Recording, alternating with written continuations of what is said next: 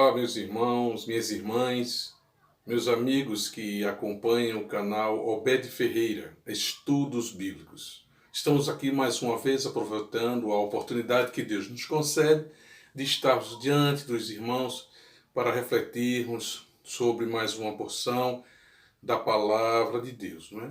E dessa vez eu gostaria de compartilhar com os irmãos e amigos que nos acompanham no canal, falar um pouco sobre as doutrinas bíblicas, né? E neste dia nós estaremos refletindo um pouco sobre a doutrina de Deus, né?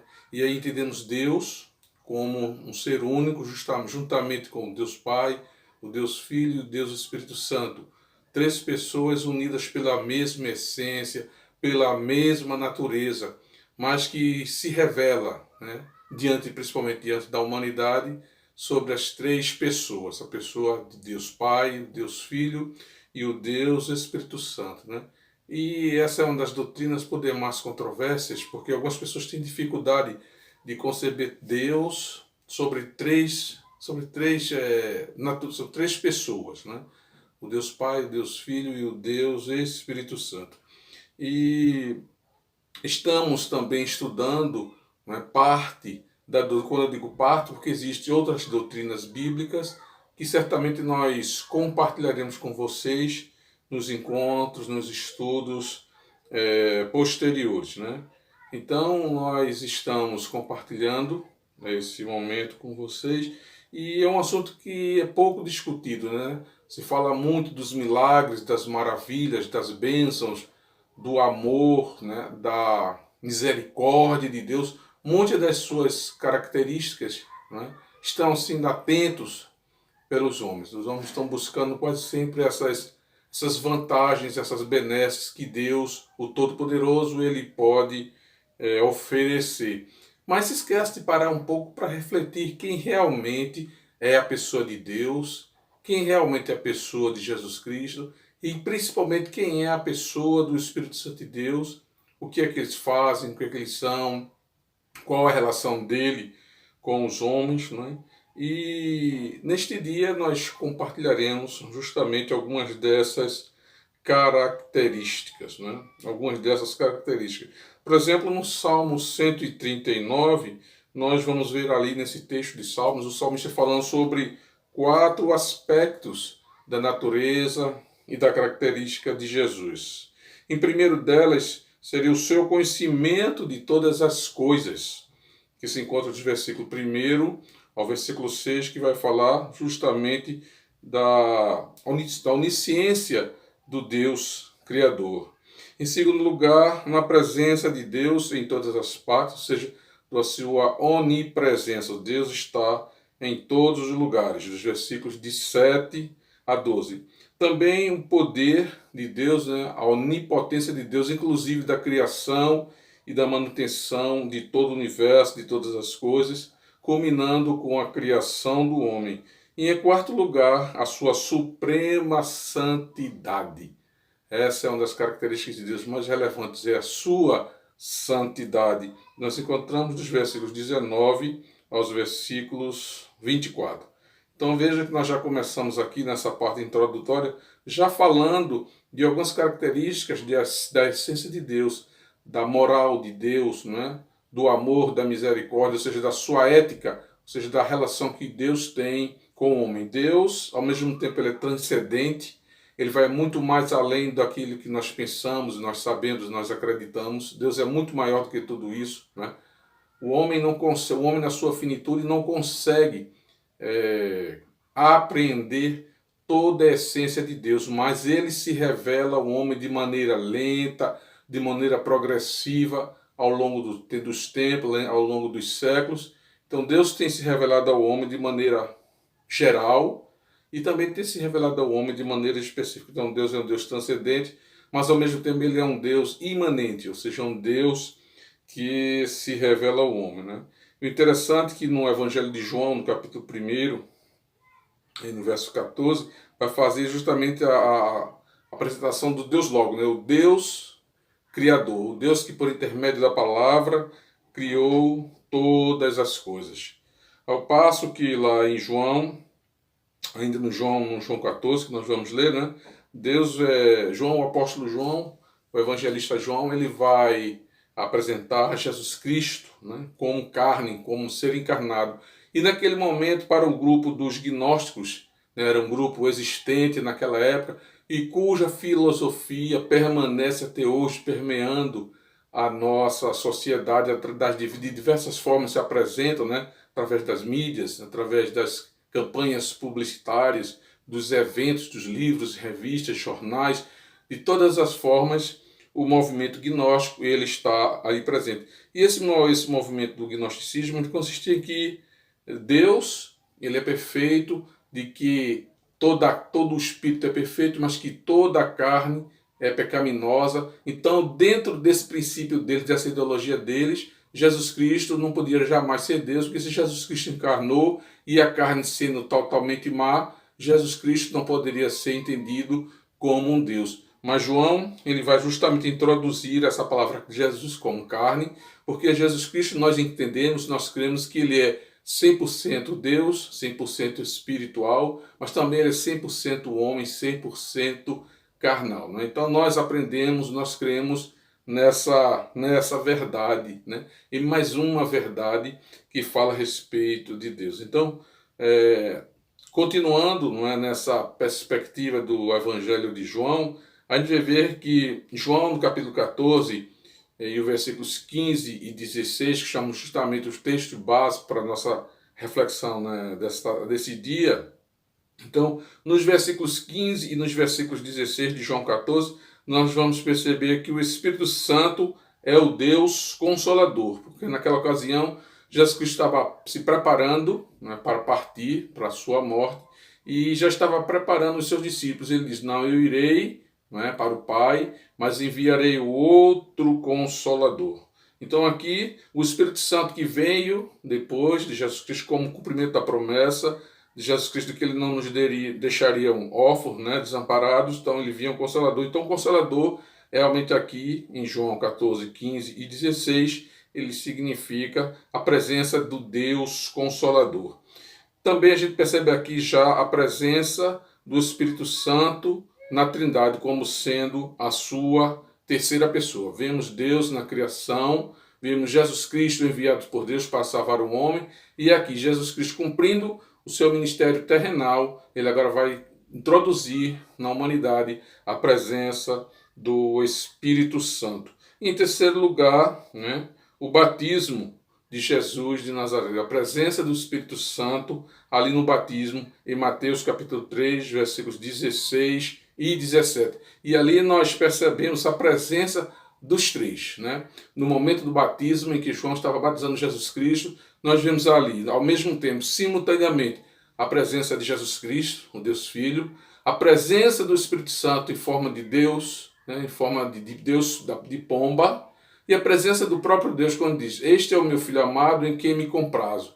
E o Espírito Santo em forma de pomba desceu sobre Jesus. Então ali, as três pessoas distintas. Não poderia ser uma única pessoa em três, mas três pessoas em uma. Né? Então naquele momento é um dos textos em que nós usamos nas Escrituras para mostrar, não é, a Trindade. Na realidade, a palavra Trindade ela não existe na Bíblia, mas essa palavra ela surgiu, né, ou para alguns como triunidade, ela surgiu justamente da manifestação individual, pessoal, de cada um dos entes dessa Trindade. Também, outra referência em Romanos 15, 30, né? Paulo faz uma exortação ali nessa exortação mostrando realmente a existência da Trindade. A bênção apostólica de 2 Coríntios 13, 13. A introdução ao livro dos Efésios, no capítulo 1, versículos de 3 a 14. Em Filipenses 3, 3, nós vemos Paulo ensinando sobre a verdadeira crucificação ou a verdadeira circuncisão, que agora era no coração e não mais no prepúcio. E ainda em 1 João capítulo 5, versículos de 6 a 9, o ensino de João sobre a encarnação de Jesus Cristo. Né? Então vejam aqui, citamos aqui alguns versículos que falam justamente da Trindade, né? Das três pessoas em uma, ou seja, as três pessoas unidas pela mesma essência, pelas mesmas virtudes, pela mesma característica moral.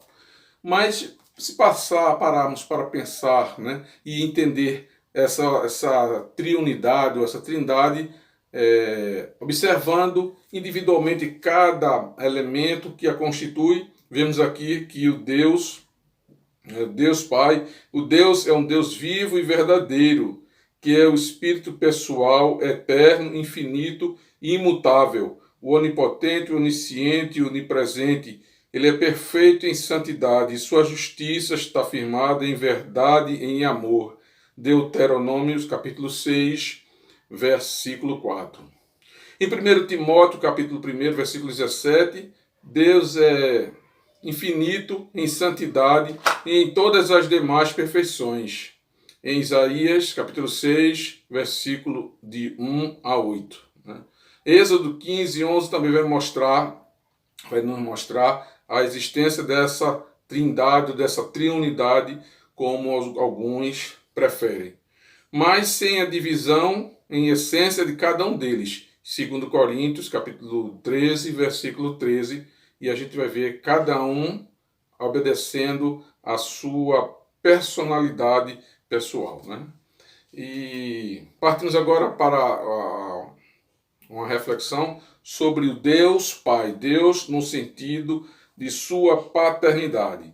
1 Coríntios, capítulo 8, versículo 6, nós vamos ver aqui um pai, né, que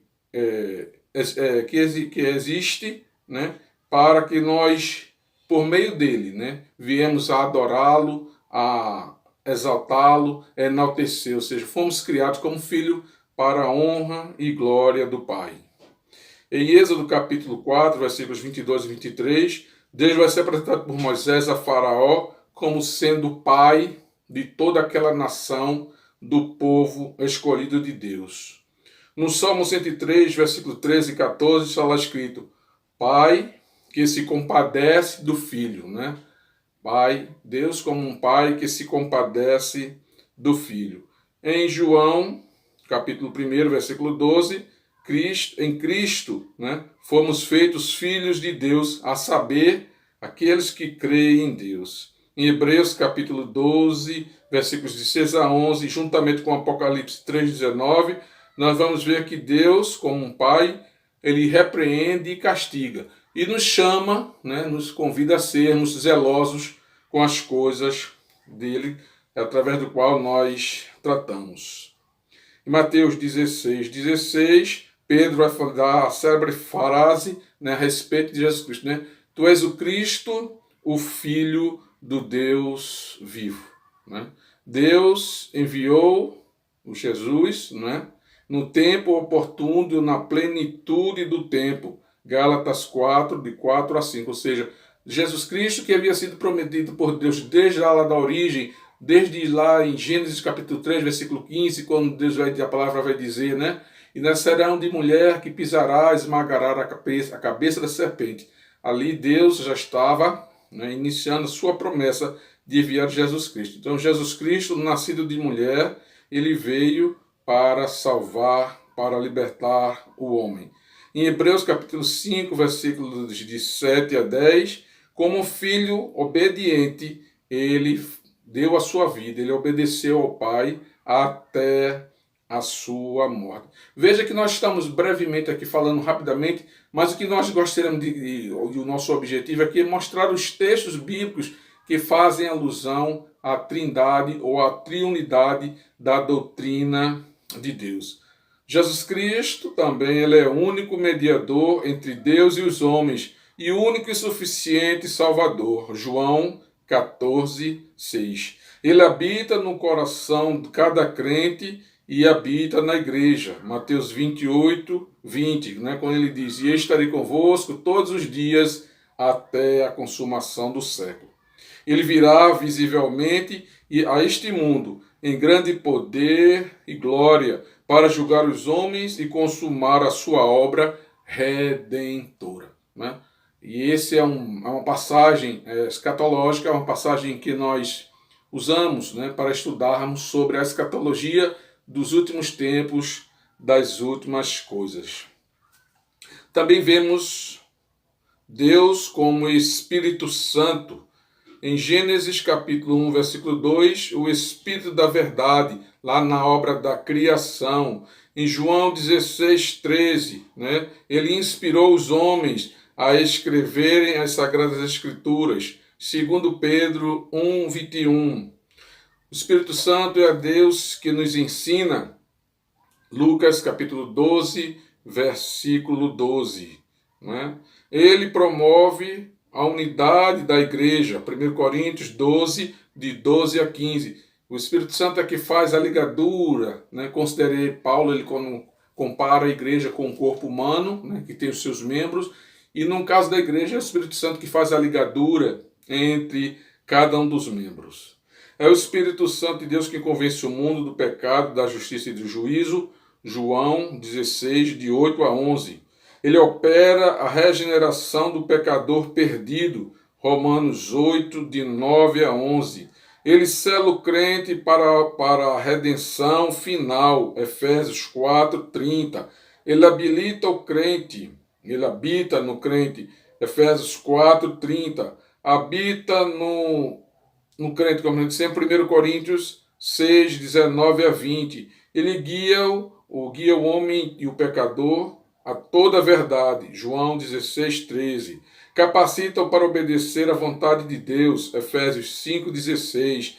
Distribui dons aos filhos de Deus para a edificação do corpo de Cristo e para o ministério da igreja no mundo. 1 Coríntios, capítulo 12, versículos de 7 a 11. E eu estou citando aqui essas passagens, essas referências bíblicas, mas sempre aqui você que nos acompanha no nosso canal, né, eu faço sempre aquela recomendação. Ao sentarem para assistirem, para aproveitar o vídeo, mantenha a sua Bíblia aberta, né, na sua Bíblia aberta, para que vocês possam acompanhar os textos que nós estamos apresentando, né? E daqui para frente vai ser muito útil a utilização da Bíblia, né? Se você não consegue acompanhar, né, as leituras, né, tendo em vista a velocidade com que eu tenho apresentado no texto, vocês podem pausar o texto, pegar um papel e uma caneta e anotar as referências. Algumas vezes eu coloco a referência bíblica no vídeo, né, no rodapé do vídeo, para que vocês acompanhem, né? Mas como aqui é um processo de mostra, né, dos textos bíblicos que confirmam, que são bases, né, fundamentais, bases essenciais, bases bíblicas e teológicas para fundamentar as doutrinas bíblicas que nós estamos apresentando. Ou seja, a Bíblia por si só ela se auto-responde, ela se auto-explica. Então, se a Bíblia ela faz uma pergunta, um questionamento, ela leva você a refletir. A resposta a essa reflexão também está na Bíblia. Por isso estaremos estudando, né, esse próximo período, as doutrinas bíblicas. E aqui, independente de denominação, nós deveremos tomar como base as doutrinas bíblicas, né? E são justamente as doutrinas bíblicas que vão definir os princípios, né, de cada igreja, de cada denominação, né? O importante é ter a Bíblia, né, como uma regra de fé e prática para as nossas vidas, né? Doutrinas aqui, nesse sentido, são doutrinas de Deus, né? Agora, o que o homem faz da interpretação dessas verdades, aí já é uma outra história, né? Essa manhã eu estava conversando com a minha filha, né, sobre justamente a questão das religiões. E ela perguntou: papai, a religião necessariamente tem que apresentar Jesus Cristo? Eu disse para ela: bem, se for uma religião cristã, sim, ela precisa apresentar Jesus Cristo. Mas basicamente, para um ajuntamento religioso ele ser considerado como uma religião, é preciso que ela tenha alguns elementos. Primeiro, a presença de uma divindade. No caso do cristianismo, é o próprio Deus, né? A figura dos súditos, dos fiéis, dos seguidores, que no caso é a igreja, o grupo em si. Existe um corpo doutrinário, ou seja, em que aquele grupo acredita referente àquele Criador. Existe a figura de um mediador entre o grupo e aquela divindade. No caso dos cristãos, é o próprio Cristo, não é? O islamismo, ele tem lá Alá, tem o Maomé, tem o Alcorão, né? Então veja que cada religião, o hinduísmo, o budismo, são religiões, porque existe a figura de uma divindade, existe a figura dos servos, dos fiéis, existe um corpo doutrinário, um corpo de ensinamento, existe a figura daquele intermediador entre a divindade e os seus adoradores. Então é importante desfazer apenas essa ressalva, né? Evidentemente que eu sou um crente evangélico de linha de doutrina batista, não é? Mas nesses meus vídeos eu tenho procurado não necessariamente divulgar as doutrinas batistas, mas principalmente as doutrinas bíblicas, até mesmo porque as doutrinas batistas ela tem como fundamento a Bíblia, a palavra de Deus. Mas em respeito a você que nos ouve, que você que nos assiste, né, que tem faz parte de uma igreja, de uma denominação diferente da minha, nós nos atemos apenas a doutrinas bíblicas, né? Estamos estudando e estaremos estudando nesses próximos vídeos as doutrinas bíblicas, né? Então, nesse dia, nós estudamos, né, ainda que rapidamente fizemos as citações de alguns textos das Sagradas Escrituras, que nelas apresentam tanto a figura da triunidade ou da trindade, do Deus Pai, Deus Filho e Deus Espírito Santo, como também apresentamos cada elemento, cada pessoa dessa trindade ou dessa triunidade, para que vocês percebam que nós,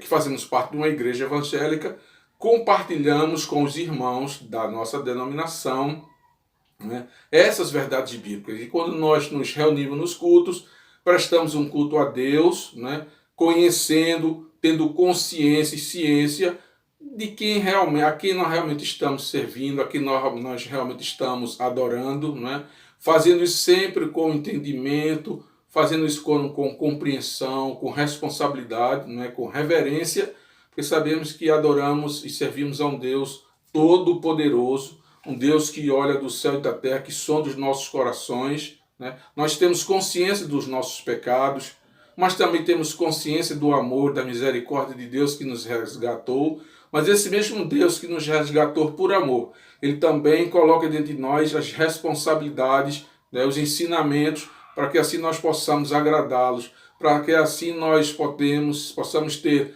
o nosso culto que agrade a Ele, que Ele possa realmente aceitar, tá certo? Então, mais uma vez, compartilhamos com os irmãos, com os amigos, mais uma porção da Palavra de Deus. Pronto, meus irmãos, chegamos ao final de mais um vídeo, né? Um pouquinho corrido, com mais do que o de costume, mas certo de que os irmãos terão bom proveito, né, do texto, do conteúdo que nós apresentamos. Fiquemos para uma próxima oportunidade, né? Oremos. Amantíssimo Deus e soberano Pai, graças te damos, Senhor, pela tua bondade, pela tua misericórdia. Obrigado a Deus, porque sendo um Deus infinito, sendo um Deus transcendente, ó Pai, o Senhor se revela para cada um de nós, se revela para a tua criação, Pai. Ajuda-nos, ó Senhor, a compreender cada dia mais a tua vontade, fazer a tua vontade, estar dentro da tua vontade, para te agradar, Senhor, porque foi para isso que o Senhor nos criou, para a honra e glória do teu nome. Fica, pois, conosco, com todo o teu povo espalhado pela face da terra, em nome de Jesus Cristo. Amém, Senhor. Pronto, meus irmãos, até o próximo vídeo, a próxima oportunidade. Fiquem na paz.